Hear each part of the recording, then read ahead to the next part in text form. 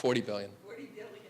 Yeah. And the second question is, outside the financial arena, in terms of the environment, did you do anything in your town to make it eco-friendly? Did you put organics in your town, the use of pesticides in your town parks or anything like that?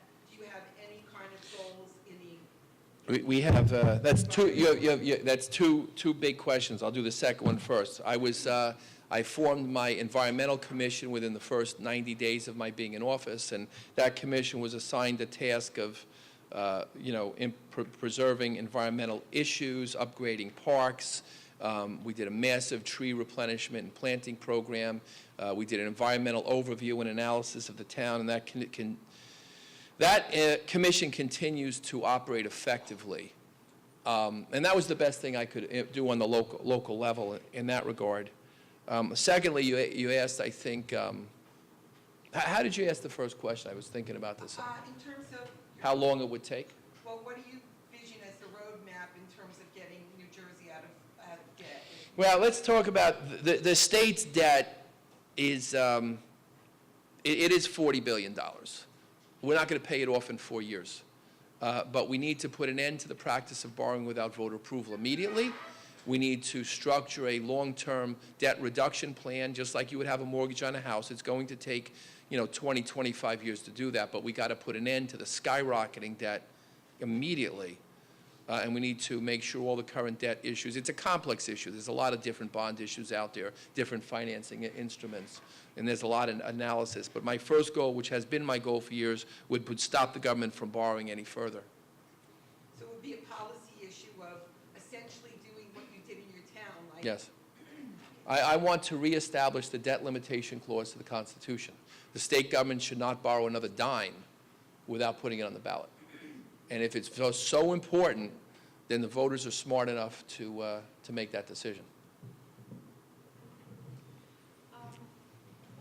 Do you have any views about what you would do about the rising illegal immigrant populations in the state? It's such a complex and an emotional issue for so many people. My grandparents are Italian immigrants, came right off the boat, and I grew up in an Italian immigrant home. They spoke Italian, and we're a nation of immigrants. We know that. However, we must have a rule of law, and we must abide by the rule of law, and we need the federal government to implement a logical immigration policy that fits the needs of our economic growth. They don't have that. They haven't done that. They've clearly failed us miserably in that regard. And I don't understand why, because I don't know why we can't go back to a balanced immigration policy where businesses or relatives sponsor somebody to come into this country with a job, if they have so many jobs. So that has to be addressed on the federal level. However, we're only exacerbating an already difficult issue on the state level when we say we're going to give driver's licenses to illegal aliens or in-state tuition to illegal aliens, and basically rolling out the red carpet saying the rules don't matter, the laws don't matter, come to New Jersey. It puts economic pressure on the state. It puts economic pressure on our social and welfare programs. As Milton Friedman put it very clearly, we cannot have open borders and open welfare. And that's put in a great drain on the state's resources. So I would be opposing those initiatives, and I would be, upholding the law the way it is right now, while urging the federal government to amend their current practices. This is when you raise your hand. We're filming today. We just want to get the questions on mic, just so we can get it on there, and we have a student question. You just said that if you were elected, you would cut 20% of the state budget? Yes. What areas would you look to cut first and why? Well, I'd love to be able to put up in front of you what I call the wall. I created a dynamic display, a flow chart of New Jersey state government. I took the state's budget. I started this a couple of years ago, and I decided to make a flow chart. I wanted to see every department, starting with the governor, and underneath that is Secretary of State, Agriculture, Economic, and so we'll make a flow chart. We'll make a box for each department, and it'll be, it's going to be big, right? It's going to be maybe 8 foot high and 6 feet wide or something like that. Well, by the time we got done, the flow chart 10 feet high and 44 feet wide. 44 feet wide, displaying over 4,000 departments and committees of the government of the state of New Jersey. It is the most outrageous visual. You can see it You really can't see it. I can't even bring it with me. It's 44 feet wide. But we have this massive bloated bureaucracy. The state employs, approximately 70,000. They can't even tell you exactly. It's approximately 70,000 people. I mean, the whole monolith is ridiculous. So you go in there with the concept of peeling the onion and going through layer by layer and program by program and finding out what should exist, what shouldn't exist. But I'll give you one great simple one, something called the Department of Environmental Protection. All right, the Department of Environmental Protection sounds like a nice name. Everybody wants to preserve the environment. The nice lady over here, everybody's concerned about the environment. We all want clean water and clean air. We certainly do. But the Department of Environmental Protection has become judge, jury, and executioner over every business owner, landowner, and farmer in the state of New Jersey. Their mentality is to find now, ask questions later. You mention DEP to a farmer and they run in fear because, you know, maybe their fertilizer went in and got washed onto a road and they're going to get hit with a $50,000 fine, or the tomato grower in South Jersey that got hit with $1 million fine. I mean, it's devastating. The DEP now employs over 3,400 people. That's half the population of the borough of Bogota, 3,400 people. These bureaucracies have become monolithic, unaccountable, and in many ways destructive, and they need to be reined in. There's lots of places in government where we can cut, and 20% is a very reasonable number, by the way. So.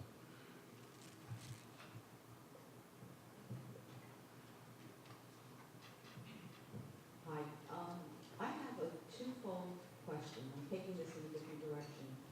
I want to know what your soundbite and your strategy is going to be, going up against not only Chris Christie, who will probably be your chief opponent, but also against the Democratic machine and the apathy of the voters in New Jersey. The second question is, what is your solution to the NCAP Gulf debacle that's cost the taxpayers $50 million for the eyesore in the Netherlands?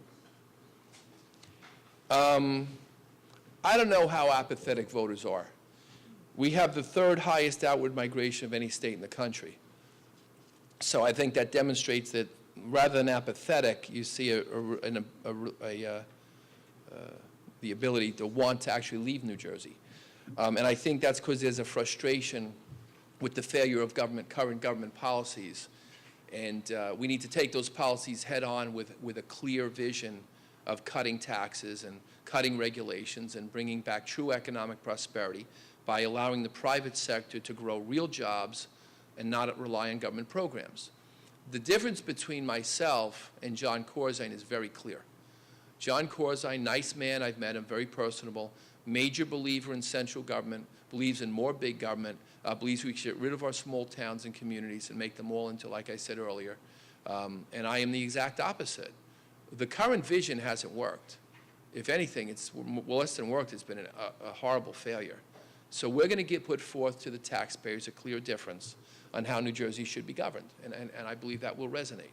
I don't believe that New Jersey is the hopelessly blue state they claim it is, or the hopelessly liberal state that they say it is. It's simply a state of working taxpayers and students coming out of college and people who want to achieve their very best, and they know they can't do it here. I mean, maybe I got to get that down to a 60-second soundbite, but I think campaigns should be more than sound bites, and maybe a little harder to discuss. So, if that answers your question. Oh, NCAP. Yeah, coming from Bergen County, I've experienced NCAP. NCAP is, you know, results of another big government failed program, government involvement. Certainly should have come out of a much more stringent investigation by my opponent, the former U.S. Attorney Chris Christie, but for whatever reason that has not happened. And as you may have learned yesterday, the Xanadu project, which is sort of an offshoot of that, which has got to be one of the ugliest shopping centers I've ever seen, is now stopping construction. So, you know, it's remarkable. All these government programs and these initiatives, there's this fabulous thing out there called the free market that's going to level all of this back to reality.